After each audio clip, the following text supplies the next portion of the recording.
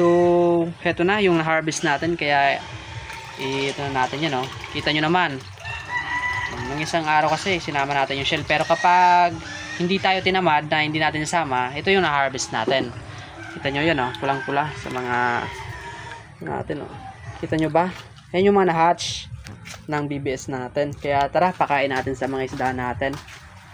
Ito lang tayo magpakain, oh. Hindi na tayo naglalagay ng asin dito sa mga aquarium natin kasi yan, itong BBS na gamit natin is may asin na. Sobrang alat na yan. Yan, oh. Yan lang tayo magpakain dito. Yan. Yung mga gusto umorder ng Aquamaster, yan, lalagay natin sa comment section or sa yellow basket yung link. Dito sa taas, oh. Diba? Ganyan lang tayo magpakain. And dito sa mga fry, sa mga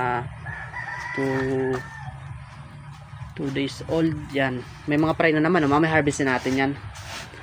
Yan.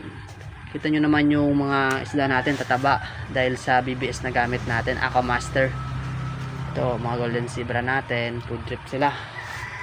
Kaya ayan, kasi natin tong plywood na kapatong. Kanina kasi mainit dito eh. Kaya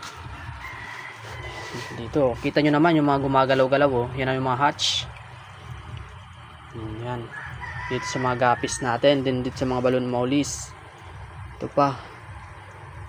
Halos mga fry kasi ngayon yung mga isda natin dito eh. Kaya yan, nakapokus tayo ngayon sa fry. Ganun lang tayo magpakain yan, oh. Food drip sila. Ito yung kinagandaan sa BBS kasi hindi yan nakaka-overfeed. Kahit ilagay mo lang yan dyan, hindi na nila naubos, dyan lang sila sa gilid, nagalaw-galaw. Kaya ano, no, yun, oh. Mga malaki na agad, mga PKBM natin. Baka December, mag-out na tayo nito. Nasa 200 plus ata yung PKBM natin yun eh. Yan, pati dito sa mga breeder natin. Hindi lang sa mga fry pwede to, pwede rin to sa mga breeder. Yan kinagandaan sa BBS. Kapag wala kayo talagang makuha ng live foods, yan, ito lang para sa inyo. BBS. Live foods yun ang isda nyo. Dito natin, kasi may paglalagyan tayo ngayon dyan ng isda eh. Kaya lagyan natin ng BBS. Kaya yan. Ganito lang tayo magpakain sa backyard natin mga bossing ng BBS. Kaya isang bagsak muna. Kamal man.